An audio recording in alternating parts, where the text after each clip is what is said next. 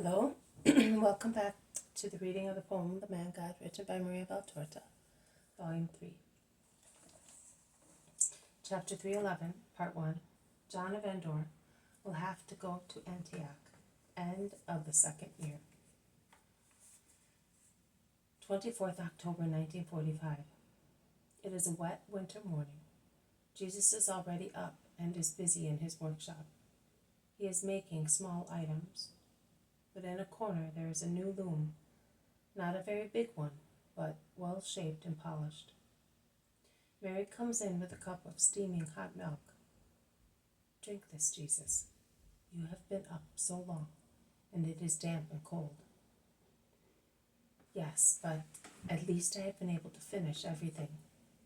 The 8 feast days had paralyzed my work. Jesus has sat down on the carpenter's bench, a little sideways, and drinks the milk, while Mary looks at the loom and rubs her hand on it caressingly. Are you blessing it, Mother? Asks Jesus, smiling.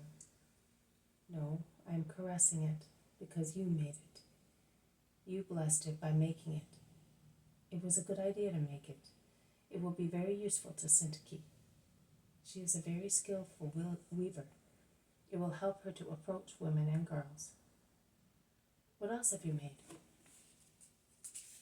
I see thin shavings of olive, I think, near the lathe. I have made useful things for John, see? A stylus case and a writing board, and these desks in which he can keep his rolls. I could not have made all these things if Simon of Jonah had not thought of getting a cart. But now we can load these as well. And also, through these little things, they will feel that I love them. You suffer in sending them away, do you not? I do, for myself and for them. I have waited up to the present moment to tell them, and it is strange that Simon has not yet arrived with Porphyria. I must tell them now. I have had this pain in my heart all these days, and even the light of the many lamps looked sad to me. A suffering which I must now communicate to others. Ah, Mother, I would have liked to have kept all to myself. My good son. Mary caresses his hand to comfort him. There is silence. Then Jesus resumes speaking. Is John up? Yes, I heard him cough. He is perhaps in the kitchen taking his milk. Poor John. Tears stream down Mary's cheeks. Jesus stands up. I'm going. I must go and tell him. It will be easier with Syntyche, but with him, Mother, go to Margium, wake him up and pray while I speak to that man. I feel as if I had to rummage in his bowels. I may kill or paralyze his spiritual vitality. How painful, Father. I am going. And he is really depressed when he goes out. He walks the few steps which separate him from John's room, which is the same one where Jonah died, that is, Joseph's room. He meets Syntyche, who is coming in with a faggot from the stone oven and who greets him, completely unaware of the situation.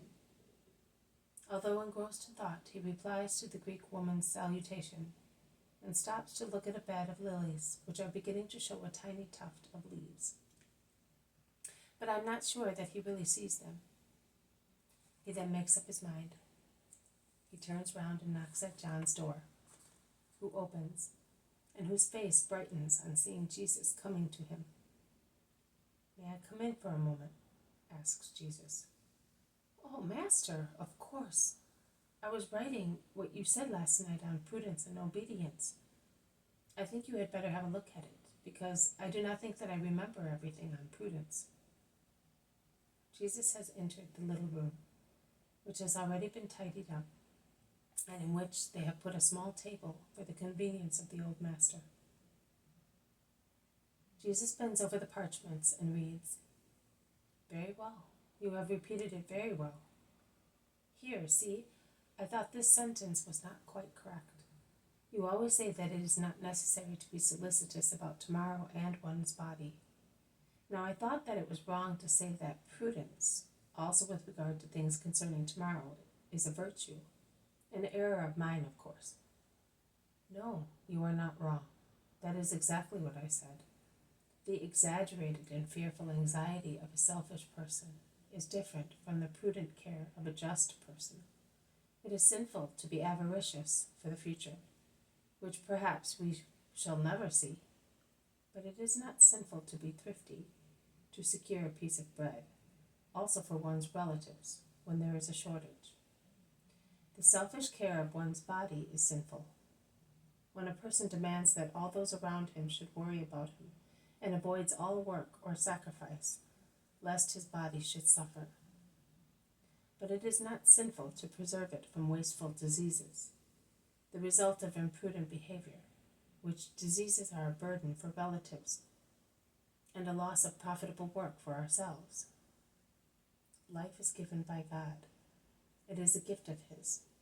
Consequently, we must make a holy use of it, without being imprudent or selfish. See? At times prudence suggests actions which foolish people may consider cowardly or inconstant, whereas they are the result of holy prudence in the light of new events which have occurred. For instance, if I sent you now right in the middle of people who might do you harm, for instance your wife's relatives or the watchmen of the mines where you worked, would I do a good or a bad thing?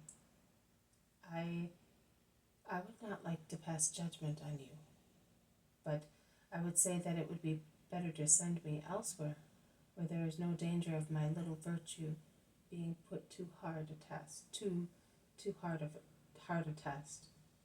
There you are. You would judge wisely and prudently. That is why I would never send you to Bithynia or Mysia, where you have already been. Neither would I send you to Sintium, although you have a spiritual desire to go there. Your spirit might be overwhelmed by much human harshness and might fall back.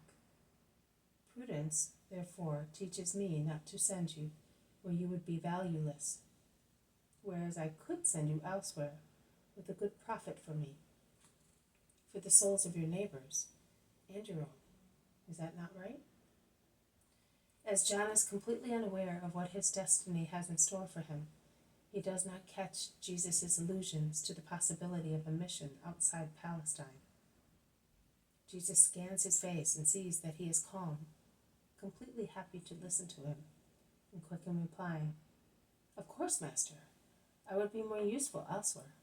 When some days ago I said, I would like to go among the Gentiles to set a good example where I set a bad one, I reproached myself, saying, among the Gentiles, yes, because you are not biased as the Israelites, but not at Sintium, nor on the desolate mountains where I lived as a convict, and like a wolf in the lead mines and in the quarries of precious marbles.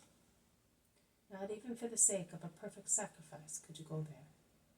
Your heart would be upset by recollections of cruelty, and if they recognized you, even if they did not act cruelly against you, they would say, 'Be quiet, murderer, we cannot listen to you,' so it would be quite useless to go there. That is what I said to myself, and I was right. You can therefore see that you possess prudence. I possess it too. That is why I took you away from the hard work of apostolate, as is practiced by the others, and brought you here to rest and be in peace. Oh, yes, and how peaceful it is. If I lived here for 100 years, it would still be the same. It is a supernatural peace. And if I went away, I would take it with me. I will take it also to the next life. Recollections may still stir my heart, and offenses may make me suffer because I am a man, but I will never be able to hate again, because hatred has been sterilized here for good, as far as its most remote ramifications, and I no longer have an aversion to women, whom I considered the filthiest and meanest animals on the earth. Your mother is out of question. I venerated her from the first moment I saw her, because I felt that she was different from all women.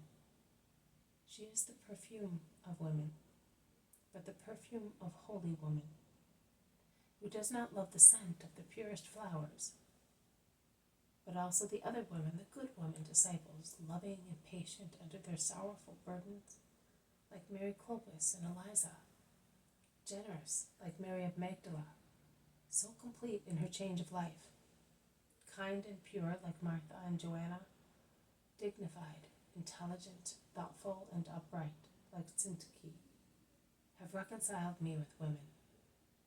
Syntyche, I admit it, is the one I like best. Affinity of mind and of circumstances make her dear to me. She was a slave, I was a convict, and that allows me to be on familiar terms with her, which the difference with the others forbids. She is peace and tranquility to me. I could not tell you exactly what she means to me and what I consider her, as I am old compared to her. I see her as a daughter, the wise and studious daughter I would have liked to have, but I, a sick man whom she cures with so much love, a sad and solitary man who has grieved for and regretted his mother throughout his life, and has sought a mother in every woman without ever finding one.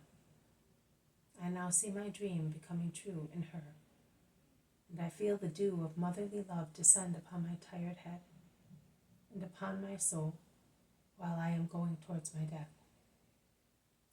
You can see that as I perceive in Syntyche the soul of a daughter and of a mother, I see in her the perfection of womanhood, and for her sake I forgive all the evil I received from women. If, what is an impossible case, that wretch of my wife whom I killed should rise from the dead, I feel that I would forgive her, because I have now understood the soul of woman, prone to love, generous in giving herself, both in good and in evil. This has been a reading from the poem of the Man God, written by Maria Valtorta, Volume 3, Chapter 311, Part 1. John of Endor will have to go to Antioch, end of the second year. Thank you for listening. I will see you tomorrow. May God bless you, and may peace be with you.